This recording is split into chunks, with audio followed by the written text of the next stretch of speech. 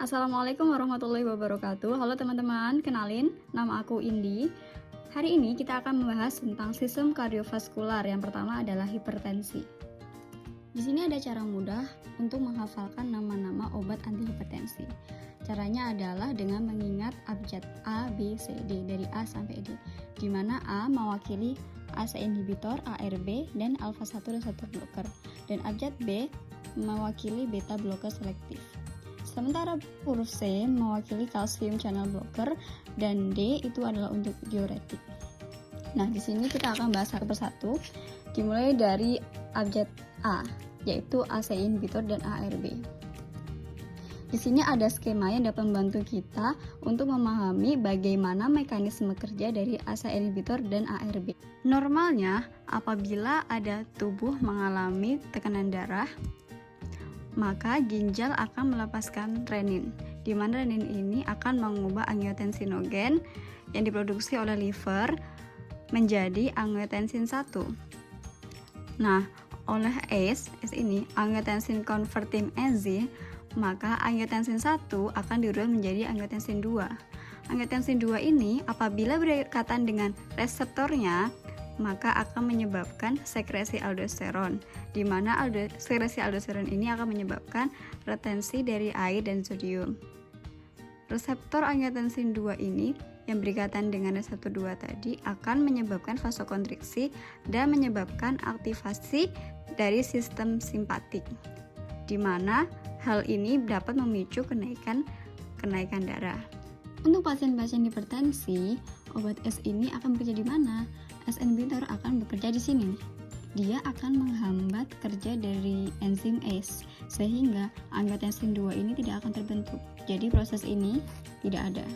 Nah, ARB bekerjanya di sini, angiotensin receptor blocker. Dia menghalangi angiotensin 2 bertemu dengan reseptornya, sehingga tidak akan menyebabkan kenaikan tekanan darah. Nah, selain itu, ACE ini dia akan memicu perombakan dari bradikinin. Bradikinin ini tinggi sehingga memicu terjadinya batuk kering pada pasien yang memakai obat ACE inhibitor. Nah, berikut adalah contoh dari obat ACE inhibitor, yaitu captopril dan lisinopril, yang belakangnya pril. Efek sampingnya adalah batuk kering dan rash. Sedangkan ARB contohnya adalah valsartan dan irbesartan, yang belakangnya sartan, itu berarti ARB. Efek sampingnya adalah headache atau nausea. Obat antihipertensi berikutnya adalah obat golongan beta blocker selektif. Reseptor beta itu ada di seluruh tubuh, ada di mana-mana. Jadi kita memilih beta blocker yang satu saja, hanya bekerja di jantung, selektif untuk jantung saja. Karena yang diinginkan adalah efek hipertensinya, sehingga tidak akan mempengaruhi organ-organ yang lainnya. Di jantung terdapat pacemaker, di mana pacemaker ini punya reseptor beta, dan pacemaker ini yang bertanggung jawab untuk mengatur heart rate seseorang. Jadi apabila diblok, maka heart rate akan menurun dan akan menyebabkan penurunan dari cardiac output. Apabila cardiac output menurun, maka blood pressure juga akan menurun. Nah, selain itu, reseptor beta ada di otot jantung, di miokard. Jadi jika diblok, maka akan mengurangi kontraktilitas dari otot jantung. Apabila kontraktilitas menurun, maka akan mengurangi cardiac output. Apabila cardiac output turun, maka tekanan darah juga akan turun. Selain itu, reseptor beta juga ada di dinding pembuluh darah. Jadi apabila diblok, akan memicu terjadinya vasodilatasi. Nah, ketiga hal tadi akan membantu penurunan dari tekanan darah seseorang. Contoh dari obat-obatan beta blocker selektif adalah bisoprolol, metoprolol. Jadi yang belakangnya lol itu adalah golongan dari beta blocker. Efek sampingnya adalah brakikardia dan hipotensi. Obat berikutnya adalah kalsium channel blocker.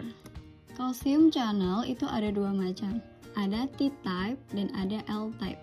Jadi apabila diblok, seperti yang kita tahu, kalsium itu kan gunanya untuk mengkontraksi otot. Jadi, jika diblok, maka akan mengurangi kontraksi tadi. L-type kalsium channel tadi ada di otot polos, ada di sini. Jadi apabila diblok, maka dia akan menurunkan contractility dan akan meningkatkan vasodilatasi, di mana kedua hal ini juga akan membantu penurunan dari tekanan darah.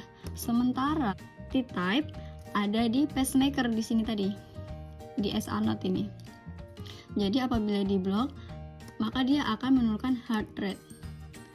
Apabila heart rate turun, maka cardiac output turun dan akan menurunkan tekanan darah. Contoh dari obat-obat kalsium channel blocker ada L-type, contohnya adalah dihidropyridine. Jadi CCB itu jenisnya ada dua juga, dihidropyridine dan non-dihidropyridine. Yang non-dihidropyridine contohnya adalah nifedipine dan amlodipine, yang ipin itu berarti golongan dihidropyridine. Untuk yang T-type contohnya adalah verapamil dan diltiazem yang menghambatnya di pacemaker tadi. Efek samping dari CCB adalah hipotensi dan menyebabkan edema perifer. Kemudian kita masuk ke D, yaitu diuretik. Diuretik itu dibagi menjadi 3. Ada loop diuretik, ada thiazid, dan ada diuretik hemat kalium. Jadi kita bahas satu-satu dulu. Loop diuretik adalah diuretik yang paling kuat karena dia bekerjanya di lengkung Henle sini, di mana di situ akan terjadi reabsorpsi besar-besaran dari natrium. Jadi diuretik yang bekerja di situ akan menghambat reabsorpsi dari natrium tadi, sehingga natrium akan diekskresi atau dikeluarkan. Nah, natrium itu kan akan menyedot air. Jadi banyak air yang akan dikeluarkan sehingga pasien akan mengalami diuresis atau akan menyebabkan keinginan untuk buang air kecil. Jadi, apabila diuresis terjadi, maka akan terjadi penurunan cardiac output. Yang kedua adalah thiazid. Thiazid bekerja di bagian distal dari nefron. Di sini. Nah, di mana di sini ini juga akan terjadi reabsorpsi dari Na. Apabila dia dihambat, Na juga tidak akan direabsorpsi dan akan dikeluarkan, kemudian memicu dari diuresis. Nah, yang ketiga, diuretik hemakalium. Di sini dia kerjanya nih.